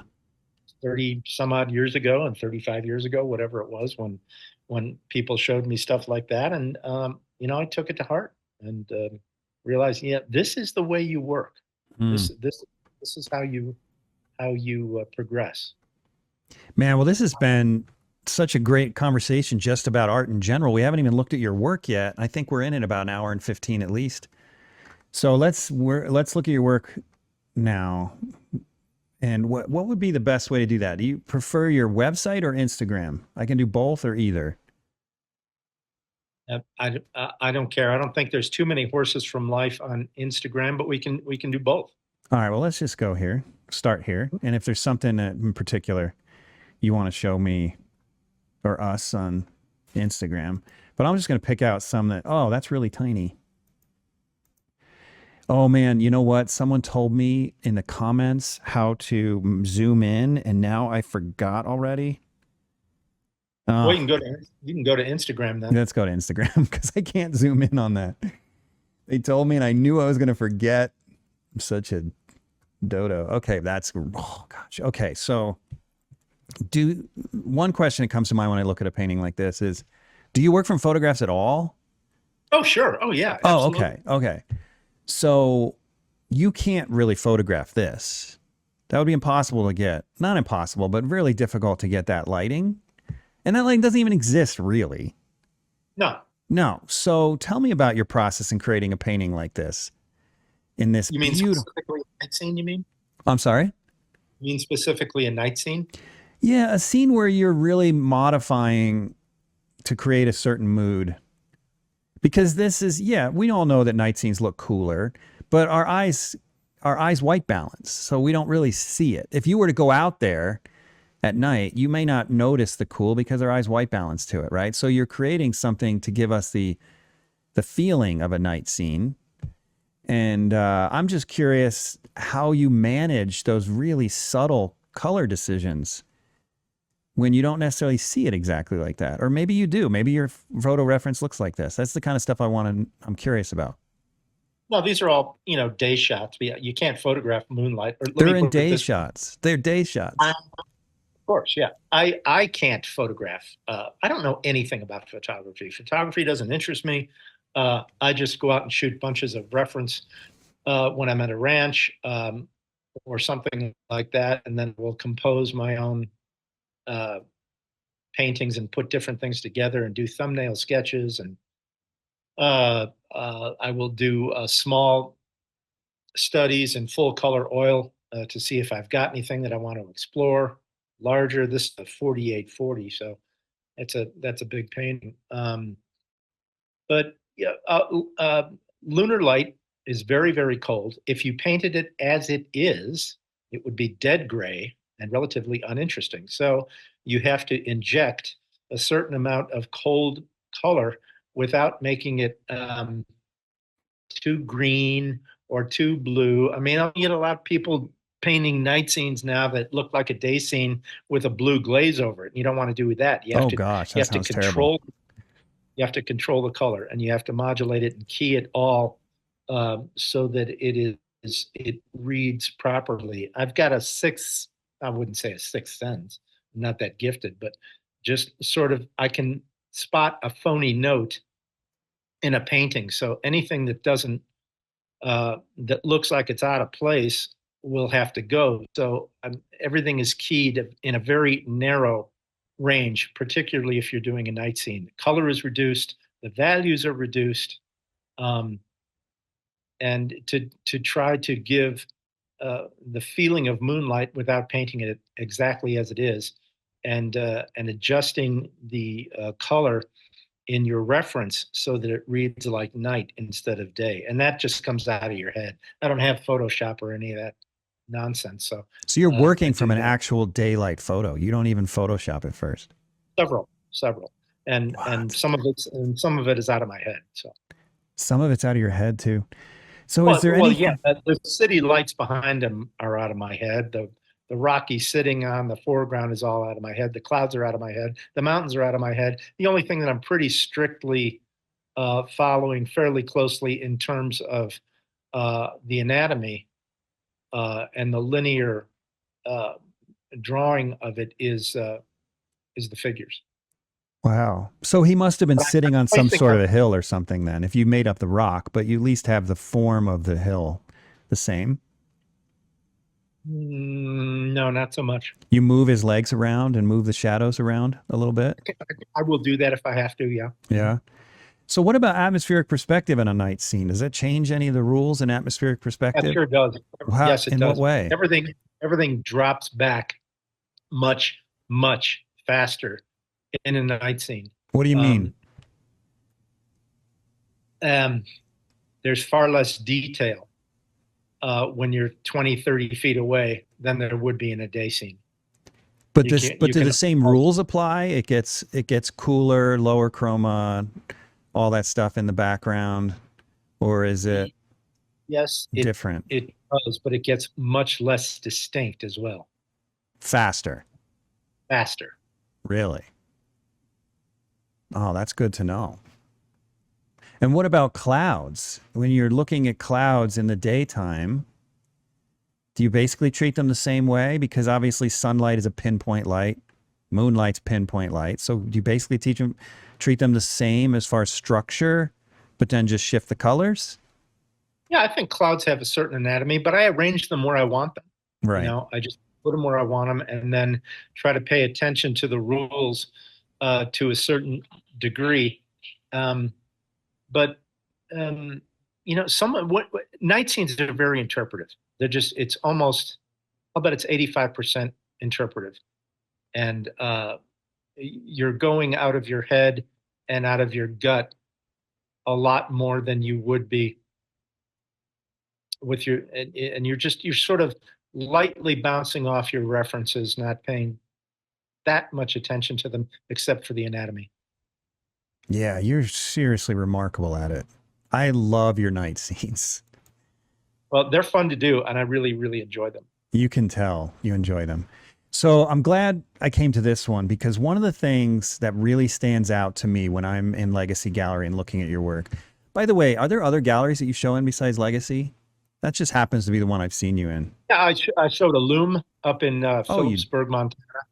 Oh, I didn't know they had a gallery up there. Okay. And then, of course, Legacy has an outlet in Santa Fe. And Okay. then for years, I did the Autry and Prix de West and things like that. So, but, you know, early in my career, I was doing 40, 50, 60 paintings a year. Now I'm doing about 20. So I'm just that's not a lot of paintings. putting out as much work as I used to. So Are you, you know, slowing down in the painting process, or are you just painting less? I think so. I'm trying to make them more complex. But yeah, Mm. I am slowing down. Yeah. But I mean, what I mean by slowing down, are you? Well, I'm trying to bring 40 years of experience to bear on every canvas. How does that sound? I understand, but what I'm asking you is, are you working less hours, or are you slowing down physically as you paint? No, I'm Okay. slowing down. I'm slowing down my output. Gotcha. Okay. That's a big difference, right? It's not like you're semi-retired from painting. No, Right. no, Okay. I'm not. But I'm a little bit looser with my schedule than I used to be. But I mean, if I want to go goof off, I will. But I am trying to look at these things and take longer with them. And if I miss a deadline, I don't care. Right. Right. It's great that you can be in that position. Yeah, if success in the business means anything at all, to me, it means having the power to just say, I don't feel like it, or Yeah. it'll be done when it's done, Mm-hmm. Mm-hmm. rather than, I got to get this finished because I got to, get it in this magazine and, whatever. God. None of that means Yeah. anything to me anymore. It used to when I was trying to make a name for myself, but now I would rather give these things all the time they need to gestate, Yeah. gestate. Okay, so I just wanted to look at this other night scene. You don't need to comment on it unless you'd like to. I mean, if there's something you want to say about it, but it's just amazing to me, that feeling of light. So beautiful. But I want to pull up one that's closer. Oh, did you want to comment on it? No, whatever you want, whatever you want. No, no, yeah, I can pull back up. You were going to say something about All I was going to say is that's my son on the left. right here's the little guy, or right here. On the left. Yeah. Yeah. Yeah. Okay. I When don't he know if your was about- screen's when he was reversed or about- what. Your son, He was but about 11. so you painted this some time ago. I assumed your son. Yeah. Really? Yeah. I still own that horse though. So you own horses too. You're legit, man. You're a legit cowboy then. Well, no, you would not want to go that far. When you You're not when hurting you know cattle. the real thing, when you know the real thing, you will never call yourself one of them. No, I That is a actually do. fraternity. I never. I actually do know Right. the real thing. My sister married a rancher in Idaho, and she's Mhm. still married to him. So my sister, I guess, is a rancher. But he's the real deal. I would go when I was at Rick's College. I would go on weekends to just work on the ranch, Mhm. and those guys are incredible. I mean, the way he would throw bales of hay out of the back of the truck like they weighed 4 pounds, and they're like 100 pounds each or something. I don't even know. And like these guys are something else. Real deal. Well, they're if you've seen real guys work horses or uh, rope in a branding pen or something like that, you will quickly disabuse yourself that you are in that fraternity. Yeah. I'm just an artist. I'm just an artist that likes to ride. Right. Gotcha. Yeah. All right. So I want to find one where we get kind of close, because one of the things about you that I noticed every time I go there and that makes your work really stand out is at a distance, 10, 15, 20 feet away, they look so, it's like you can walk right into the painting. It's so lifelike. But then when you get up close, you have the most beautiful brushwork. And thanks. you do have such economy of stroke, which is obviously what you're after. We've talked about already. I wonder if there's something in here that really shows that economy of brushwork. This one does. This looks like a plein air study, is it? Actually, I did it in the studio. Oh, no kidding. Yeah. It's funny. About 2 or 3 years ago, my daughter said, or it must be 4 or 5 years ago now, my daughter said, "Dad, you need to be on Facebook." I said, "No, I don't need to be on Facebook." She said, "Yeah, you do." So, okay, well, whatever. So I started posting stuff on Facebook, and then I came up with the idea, since breaking up the big academic figural paintings, the large, 40, 50s and stuff like that with a ton of things going on, can get very exhausting. And it's nice to break them up with a little landscape every now and then that I don't have to think that much about. I can just rear back and let fly. And it doesn't matter if I make a branch too long. If I do it with a horse's leg, it's a real problem. So something, just have fun and break up the large paintings and use it as a little vacation. Well, I started doing these in the studio, and I started putting them on Facebook as miniature of the month about 3 years ago. And man, have they been well received. Oh, no doubt.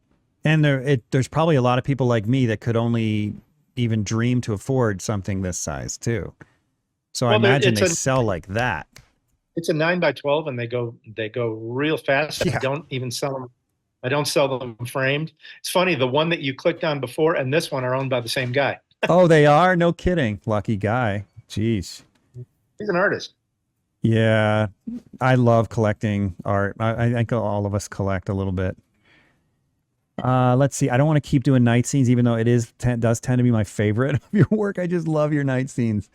But let's see here. It's a gorgeous one. Okay, so what do you... maybe this is a stupid question, but I'm going to ask it anyway. How much has all of your studying horses from life affected how you paint the horse in the studio? Or do you see a dramatic effect?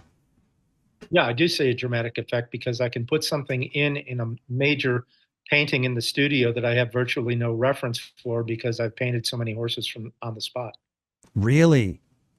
That's amazing. So you can essentially make up part of or all of a horse in some cases. Yeah, I would be a little bit careful about doing it as the main figure, but ancillary figures in a painting, sure. What a great skill to acquire. to be able to do that. Well, it's just part of the deal of working outside a lot and knowing the subject enough to get by to make it believable. And that's really what you have to do. And the other thing is with the horse, boy, you stick a horse in your painting and you are subjecting yourself to all sorts of criticism because everybody's a horse expert. Oh, dude, I paint Jesus. I win. I'm sorry. Everyone knows what Jesus looks like. Yeah. Are you kidding, man? No, I feel your pain. That's something.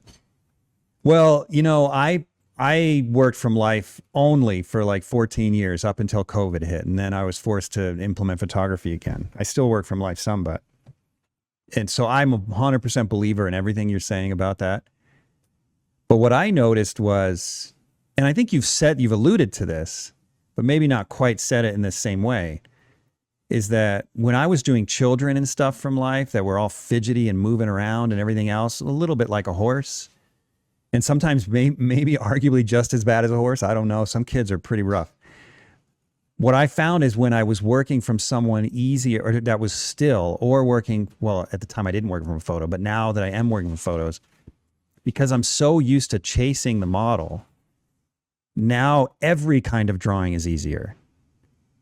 Because it's like, it's almost like if you're, you know, if you're in the gym and you build up a certain ability to lift a certain amount of weight, you know, I get to a point where I can bench press 250 pounds. Now, what I started at 135 feels like it doesn't weigh anything, right? So it's that same kind of thing with drawing. It's like if you're doing a child that's fidgety all the time, then you get someone that holds still, and it feels like a breeze, because that resistance, you're so used to so much resistance. Yeah. Is that your experience as well with working from horses from life? That sort of builds up your. It's all about confidence. Yeah. Yeah, you've seen it enough and looked at it enough, and you can look at them in any attitude and make it believable, and that's really what it's all about. And I don't want to give anybody the impression that I don't use photographs. I use them extensively. It's just that I know where they lie. Right. No, but more specifically, like the point I'm trying to get at is that, of course, working from life helps you to see accurate things the way they really are. But I'm adding another element, that the resistance and the difficulty of working from a moving object makes you a faster, more efficient draftsman. There's no question about it. Yeah. Yeah. No question about it. Okay, so let's see. Here's one that maybe we can see some of your brushwork.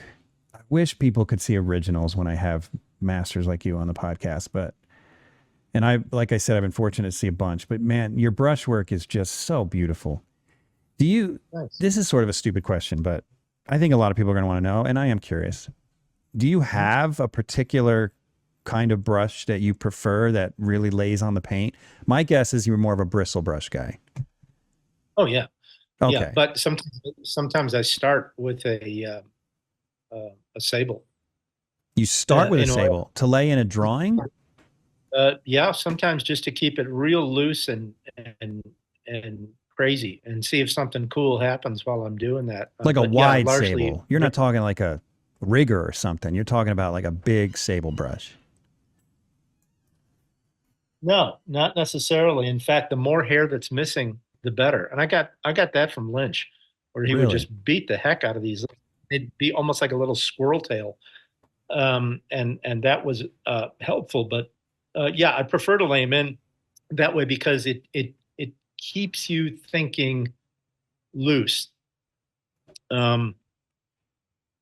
Bristles tend to, with the hard line that they can get, starts to, freeze you up a little bit. So I like to keep it real juicy and real soupy and real loose to start, and then start narrowing down the focal points and cutting in with either a knife or a bristle or something like that. But I use my fingers. I've even crinkled up I did a big ocean painting one time, and I crinkled up a huge piece of tin foil, and I had that paint troweled on, and I took that Foil.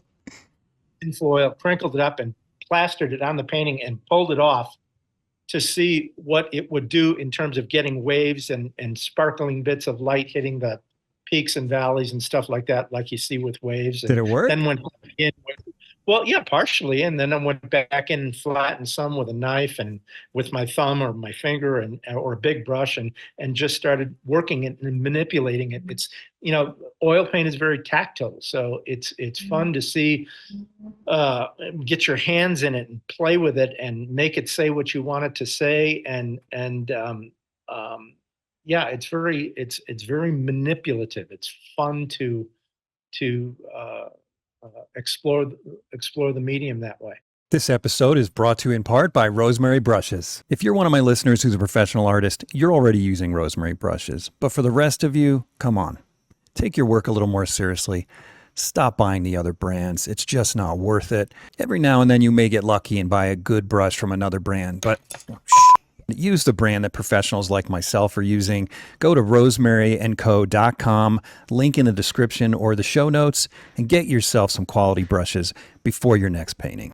Are you familiar with Mark Bogus? I've met him. Oh yeah, he I had him on the podcast a couple weeks ago. Was that last week? It's all a blur now. It was 2 weeks ago, and he talked about doing a lot of those things, like the paper towel trick. And where he created lattice work under a porch by just smushing a paper towel into it and pulling it off, and it was brilliant. Oh, half of the sagebrush that I paint starts with a paper towel. Really? No kidding. So what you're saying is there are no rules. You're just kind of, in a way, flying by the seat of your pants. I can get my hands on anything that I think will make. George Carlson told me one time, I think he took a belt sander to a painting, or nails and things. Just anything that you can get your hands on that will give you an effect that might be unique or what you're after. Those are good things to do. I don't know that, the tinfoil thing was the most brilliant idea I ever had in the world, but it was an interesting proposition when I did it. So when you were doing it, my assumption is you were trying to figure out a shorthand way, an unpredictable way of creating all this foam without having to go in and paint every little piece and every little splatter. I wanted the texture. Oh, okay. I wanted the surface quality to be unique. And then I didn't want to leave it that way once I pulled that stuff off. Then I wanted to get back in there and manage it and direct it the way I wanted it to go. So I didn't use it as a time-saving device. I used it as a way to get a texture that I couldn't ordinarily get, that was very random. When you say texture, do you mean visual texture or impasto? Yeah, visual texture. Yeah. And I think that is something that nobody talks about, but is really important. The surface of a painting is really, really important. You can tell when a painting is by the hand of a master by the texture and by the surface of the painting. Some painters are really good at what they do, but then you get up close and the surface is real nasty and overworked and balled up and stuff like that. And it doesn't look like it was painted with facility and with energy in a one-time go. I always wanted these things to look spontaneous, and I would scrape them off until they looked spontaneous, even though they weren't spontaneous. Yeah, I read that Sargent did the same thing. You want to make the stuff look like it was easy for you when it, in fact, was anything but. This painting that you have right now, that's 8x10. Yeah. I spent 4 days painting that. Just because you weren't satisfied. I couldn't get it right. The rocks were in the wrong place. There's a wrong color. There was something continually bugging me about this thing, and I just kept banging with it because I I'm stubborn that way. And finally it came together, but, Man, I whatever appreciate it that takes. transparency. That's good to know. Yeah. Well, hopefully it doesn't happen that way all the time. I mean, you ought to be able to do an 8x10 if you really know what you're going to do, or really know what you're doing in a couple hours and get a really, really good result. But sometimes I'm just not on my game, or I didn't think it through properly, and I went down a few dead ends. When I start these little things, I don't really know where they're going to go. I don't map them out that closely. I'm just trying to have some fun Yeah. and break up the figurative work. So sometimes they paint themselves, and other times I have to slug it out and make it look like they painted themselves. Right. Well, you did it. It looks like it painted itself. Oh man, Thank you. this is great. I love how you simplified the cows so dramatically in order to get focus on this cowboy up in front. Yeah. Yeah. It feels like mist, like kicking up dust up in front of the cows, which Well, I yeah, think that's what there's you're supposed to be after. dust diffusing the herd. Yeah, you don't want. There should be a focal point, and your ammo should be in your main figure, and then everything should play around it and support it, and not take over. If your ammo is in the back of the painting and not in your figure, you probably got a problem. Yeah. All right, let me just look at a couple more. I probably should let you go. We've been at this a while. Okay, I can't resist. Here's another night scene. But this one's different. Actually, that's an evening, or say, yeah, that's not moonlight. That's just say 7, 8 o'clock in the evening before the sun has gone down, but no direct light.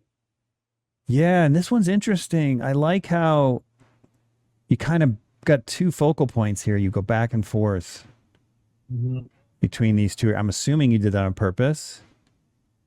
Well, yeah, I'm trying to add a little romance and interest to an otherwise very gray scene with a spot of warmth back there.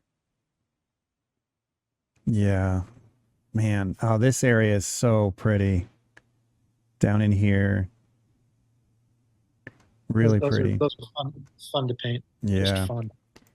Okay, well, gosh, I could just look at these all day. So is there anything that we haven't talked about that that viewers might find useful in career-wise, paint-wise, anything that we haven't talked about? I don't know. A lot of these things were painted very small first, in full color, in oil. Because since I'm not working from a photograph, I'm working from many. I don't know if the idea that I've sketched out in my head and put down on a sketch pad is going to work until I see it in full color in miniature form. And so that's old school Photoshop right there.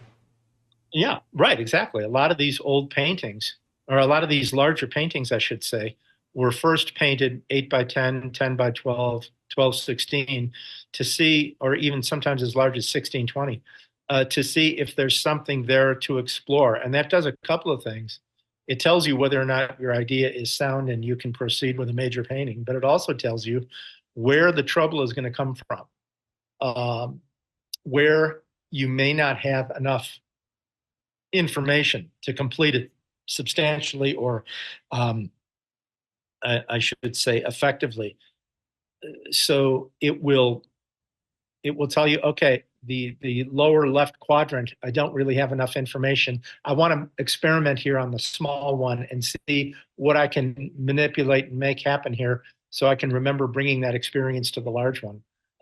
Or what if I take out this mountain range and drop the sky way down the horizon line, see what that looks like. Okay, that's not working. Just, you can manipulate a small one much faster and much easier than, in other words, horror of horrors. You don't want to get into a 30-40 and find out Oh my gosh, I've got a real mess on my hands here because I didn't think this, Oh, I didn't, yeah. I didn't plan for this big surprise I didn't anticipate. These little things help you anticipate uh, where perhaps the problem areas or the problematic areas that you're going to have to bring a little bit more of yourself to are. But do you find when you blow them up, though, that you might end up with spaces that are much bigger and more problematic than you found in the sketch? Absolutely. And then what do you do? Absolutely. Then you have to invent, and you've got to load your brush and make that surface down there interesting and manipulate that paint so it is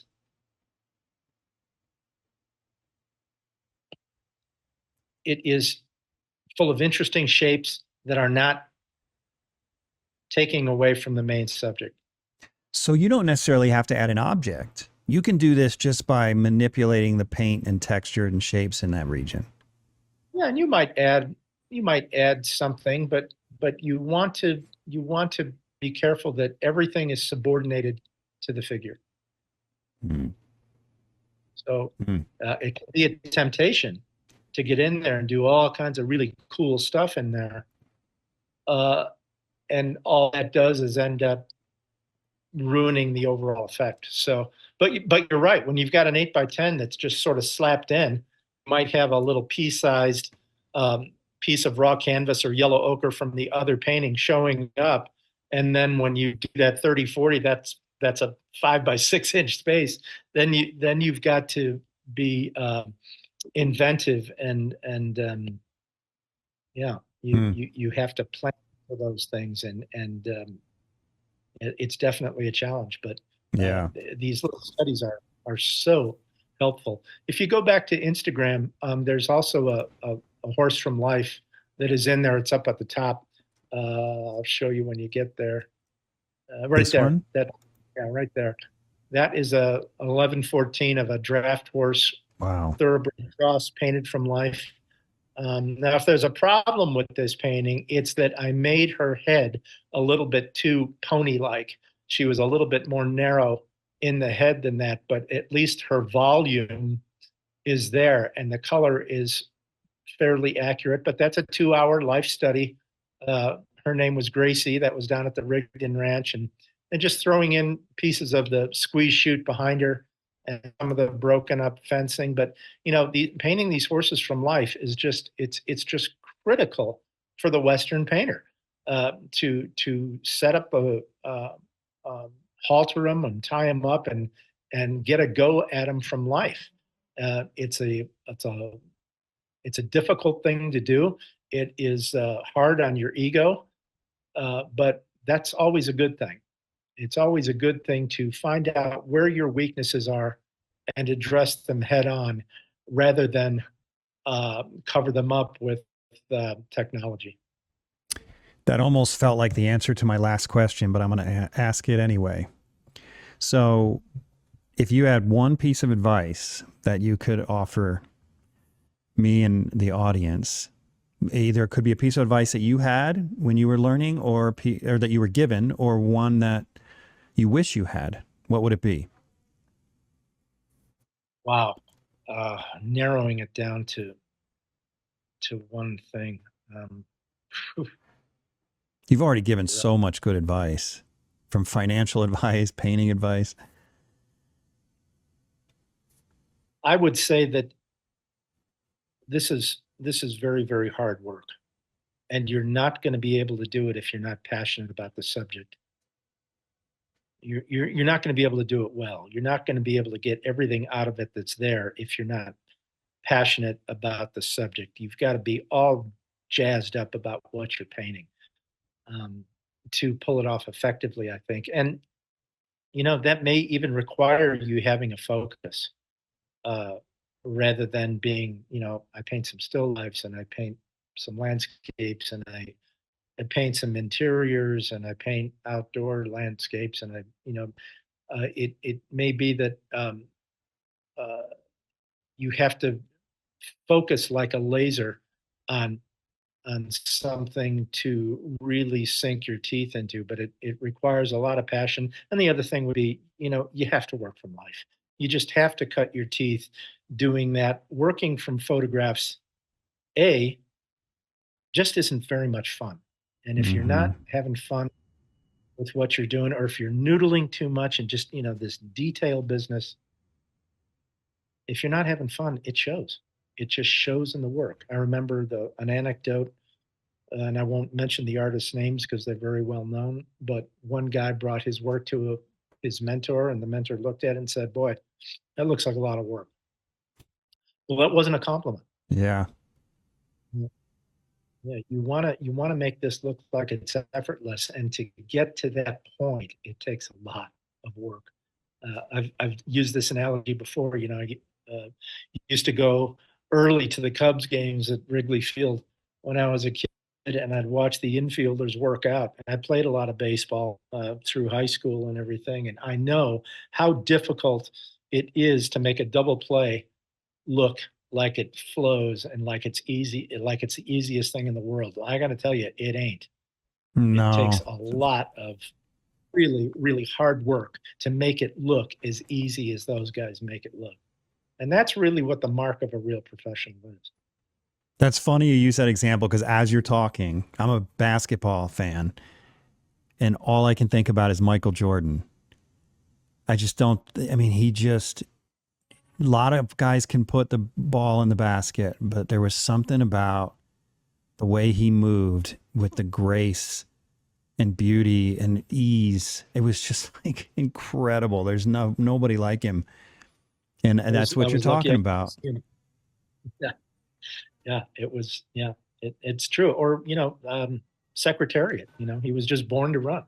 Mm-hmm. Yeah. That's great advice. Hey man, it's been really cool to get to know you. Thanks a ton. And the next time I see your work, I'm going to be able to say, I got to talk to Bill Anton. I'll be there in January looking at your work again. And now I got to know you. So it's been a huge honor. Yeah. Thanks for doing it. Appreciate talking to you. Very, very kind words. Thank you for that. And best of luck with the podcast. Hope it all goes great. Yeah, me too. Thanks for tuning in to the Undraped Artist Podcast. If you enjoyed it, subscribe. And if you could, leave a comment or review. That really helps the channel. Please share the show with your friends. And if you're feeling generous, consider a monthly donation at theundrapedartist.com. Thanks again for watching. We'll see you next week.